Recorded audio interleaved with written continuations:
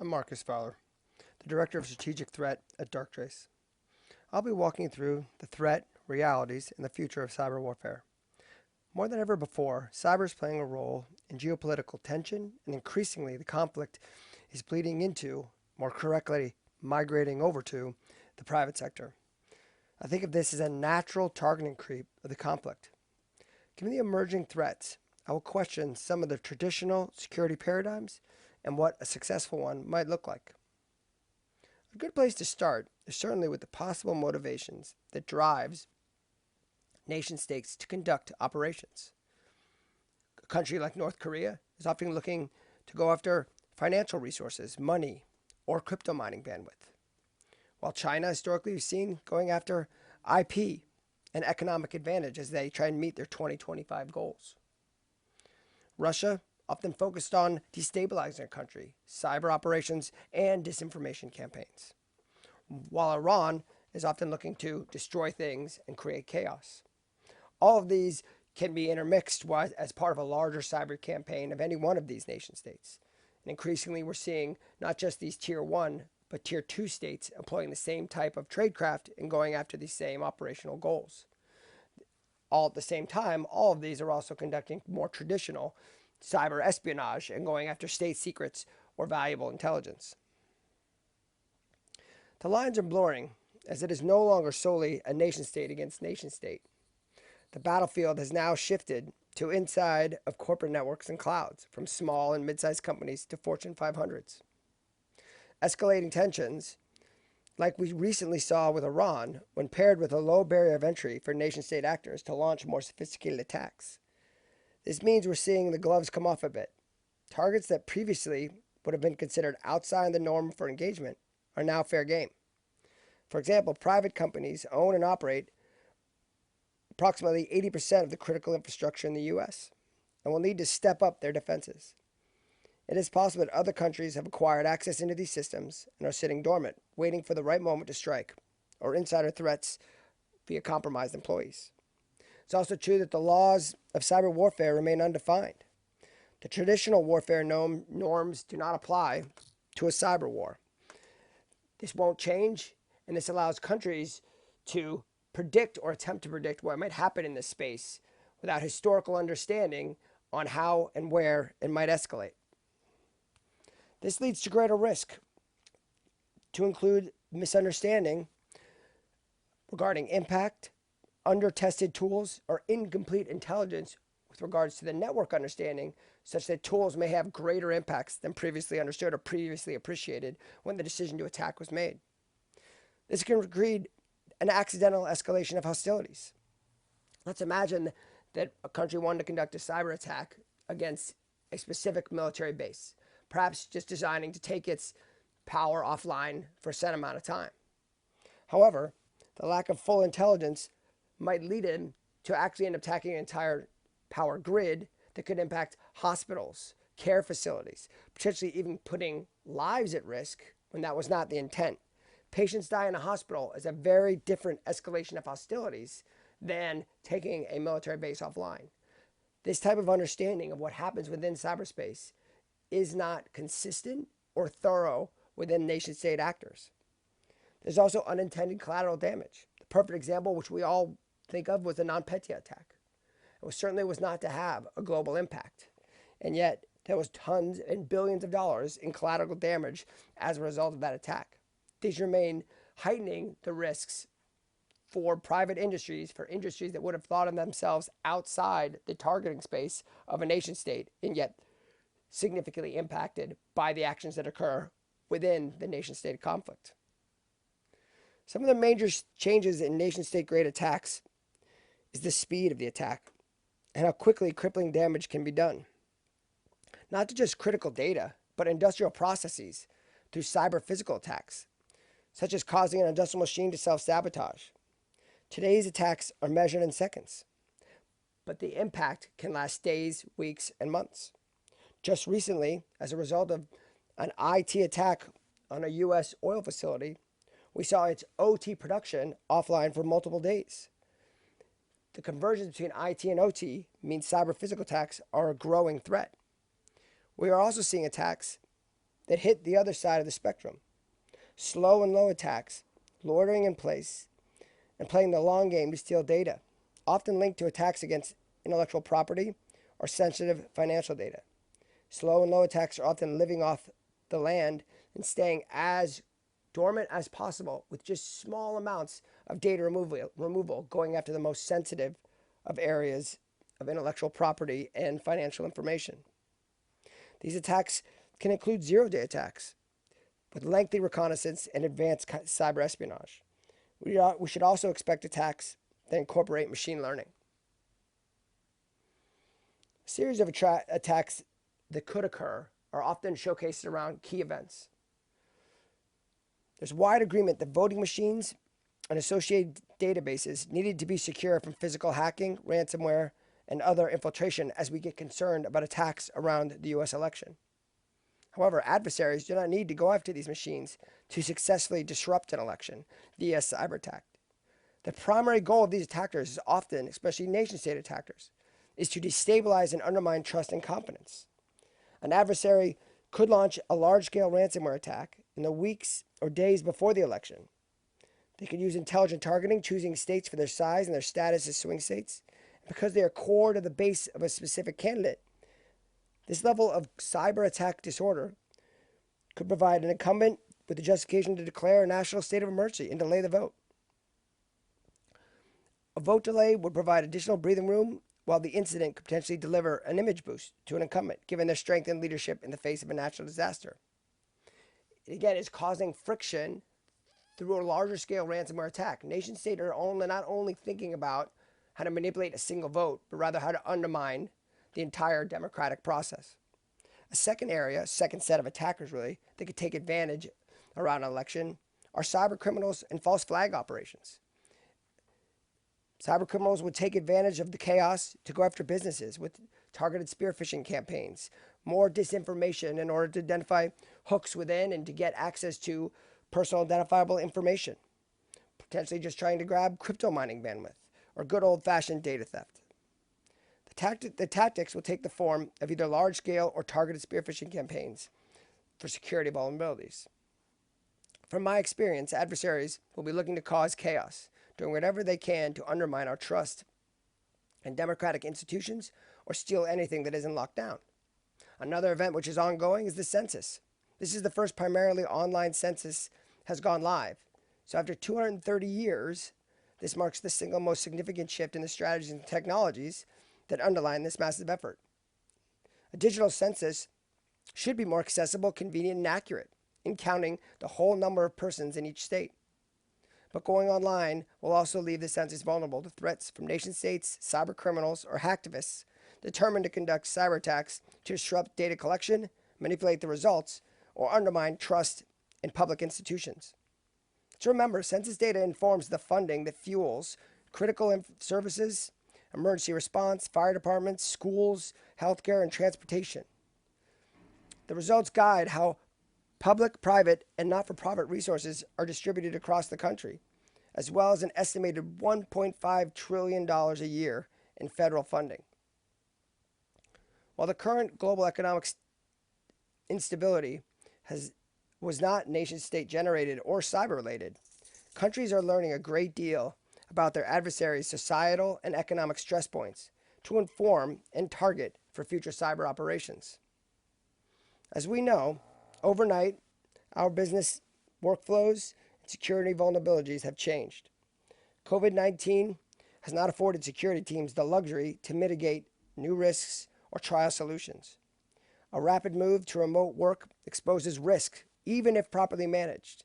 At this scale and speed is unprecedented for many companies and governments. It's also very public. Attackers are aware and already exploiting the increased digital reliance, chaos, and general uncertainty and anxiety surrounding the move to telework because of COVID-19. Operating outside corporate networks, employees may also not have experience connecting securely to the internet, and increased risk of spear phishing. IT teams are stretched thin to properly onboard new technology tools and policies in addition to managing their daily responsibilities. All cyber attackers are watching these global movements and identifying new areas of targeting and operational gain. In terms of new attack techniques, it's a little bit more of the same, a little bit more in terms of next generation. But how might they come at us? Certainly zero-day advanced persistent threats, or APTs. Just recently, cybersecurity researchers found that an unnamed group of hackers used no fewer than 5 zero-day vulnerabilities to target North Koreans, suggesting obviously that North Korea isn't just an attacker, but also being attacked. These zero-day vulnerabilities create never-seen-before attack techniques, incredibly difficult for current, or at least traditional, defense techniques to defend against. We're also seeing them come at through supply chain vulnerabilities. Outside of spear phishing, third-party vendor security and vendor vulnerabilities are an excellent access point. It's very hard for companies to fully appreciate their vulnerability when it is a third party coming through a third party approved supplier. And the last, insider threat.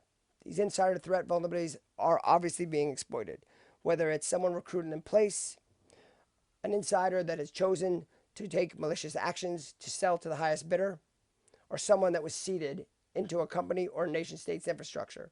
Insider threats, those that are already within the gates, are some of the most devastating because they often know the security playbook and ways around it.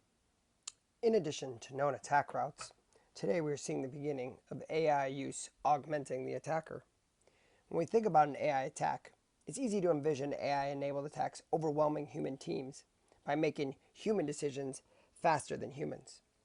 But this leaves us with the notion that humans can prevent an attack if they can shore up the most likely points of entry or just move that much faster.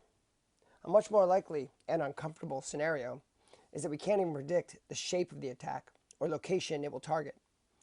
AI will create attacks beyond a human's imagination. In fact, this reality has already been exemplified in multiple showdowns of human versus AI. The one that resonates most with me was the March 2016 in the second game of AlphaGo versus the Go master Lee Sedol. In the 37th move, the machine made a decision that confused everyone, from the throngs of reporters and Go experts to the match commentators, to the Go master himself, who thought it was a very strange move, thought it was a mistake, thought it was a move that no human would make. Despite human perception that this was a mistake, move 37 changed the path of the game, and AlphaGo went on to win the second game. The Chinese game of Go was invented more than 3,000 years ago. It's believed to be the oldest board game still played today. Humans have played this game for thousands of years to perfect their strategy. Yet, in a very short period of time, an AI-enabled system not only won, but did so with moves no human could have imagined, let alone predicted. A more modern example of this same AI strategy was in the popular video game StarCraft 2. This game is much more complex and in real time as compared to Go's turn-based mechanics. It is considered one of the most complex real-time strategy computer games. It is typically played human versus human. Another AI learned to play StarCraft 2 and has achieved similar results to AlphaGo.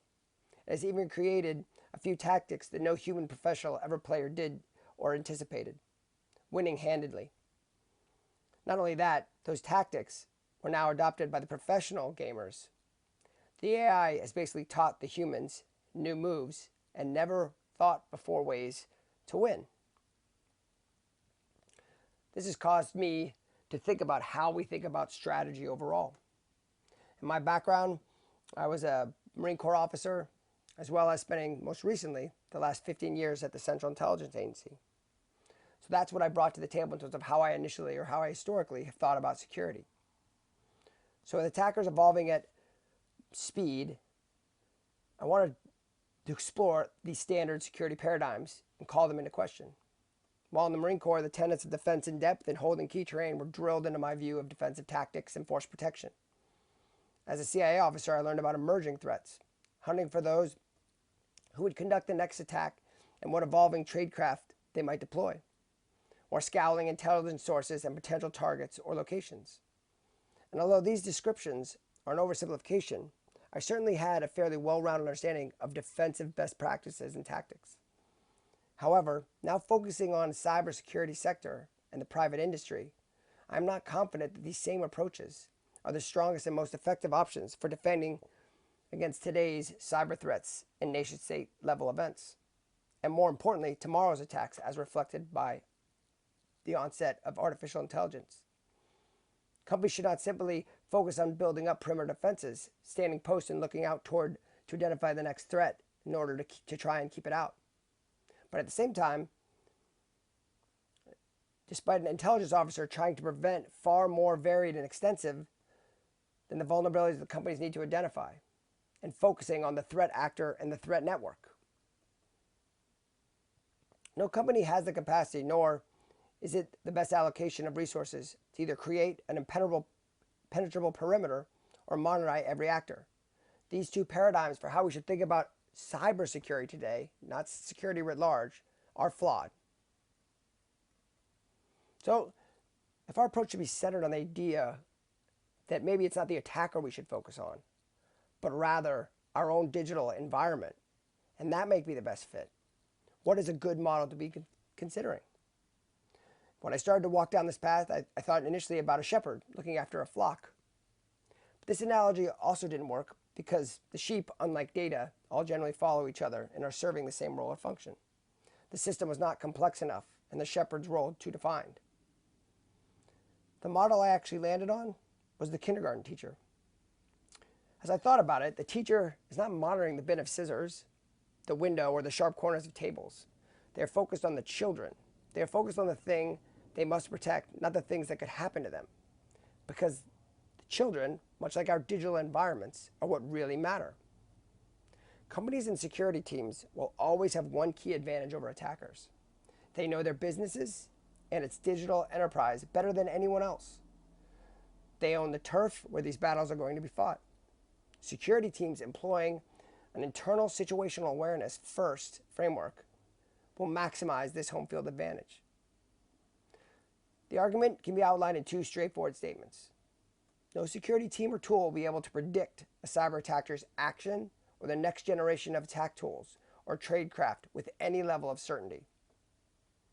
Second, security teams can achieve the control and access across a digital environment to understand and enforce what normal and acceptable operations are allowed with a high level of certainty.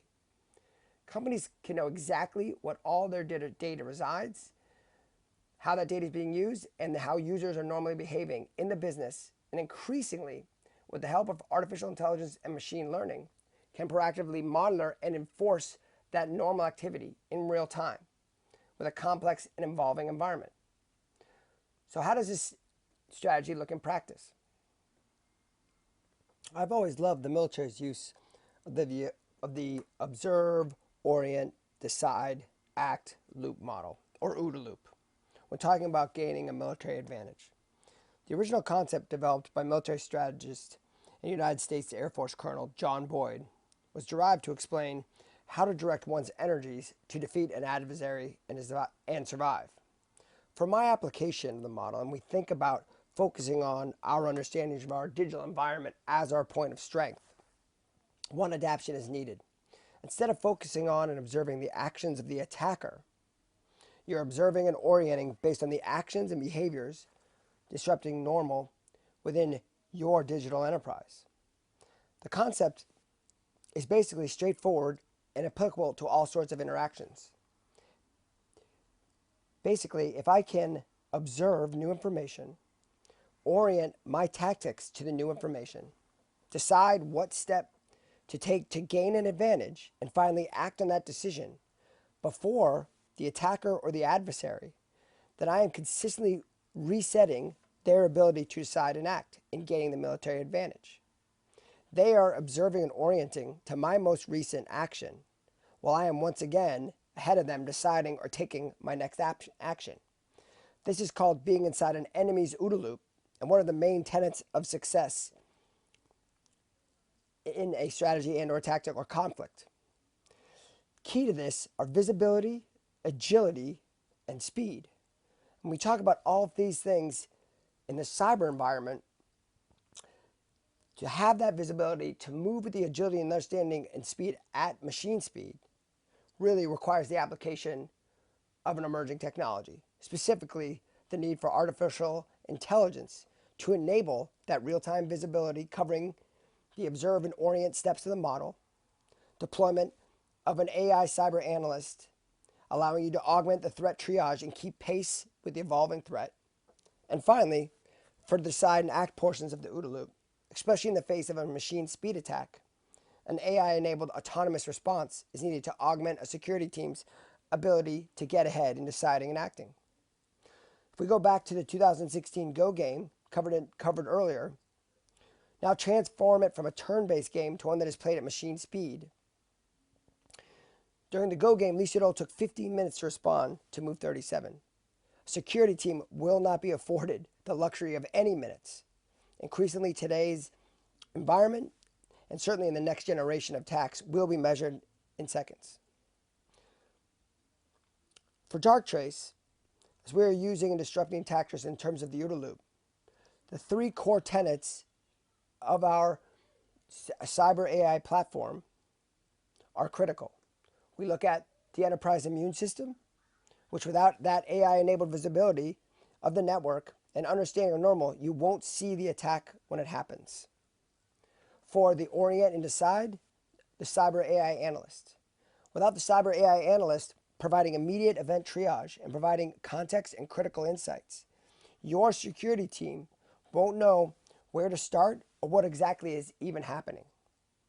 And finally, in terms of being able to act, without autonomous response, the damage will already be done before your security team has a chance to even respond. So as we think about cybersecurity, nation states, and the different strategies that we've discussed, I'd like to finish with a pretty simple question. Who's winning? Offense or defense? I think most users, most companies would default and quickly say the offense is winning. The attackers are winning. The amount of times we're hearing about new breaches and new attacks and successes. However, I think with the application of AI for defense, that narrow AI is really changing the dynamic, is really putting it more strength into the defender than the offense. Because right now, AI has been deployed for defense, as in Darktrace's model, and how we're doing it, as compared to how the offense is using it. Yes, they're using it to augment the adversary and chatbots and some of these early iterations. But there's not been a massive move to the application of AI because they haven't needed it. The return on investment on their traditional offensive operations are fine, where it's actually the defense and that application of AI is actually innovating more quickly in terms of the space, and it is going to be a contest. And eventually we are going to have an offensive AI versus a defensive AI. But I think the application and deployment on the defensive standpoint today has placed many companies that are using it in a position of strength. Thank you. If you are interested in learning more about Darktrace's approach and the cyber AI platform and how it can prevent and respond, not only augmenting your human team, but also disrupting attacks at machine speed, please contact the following email.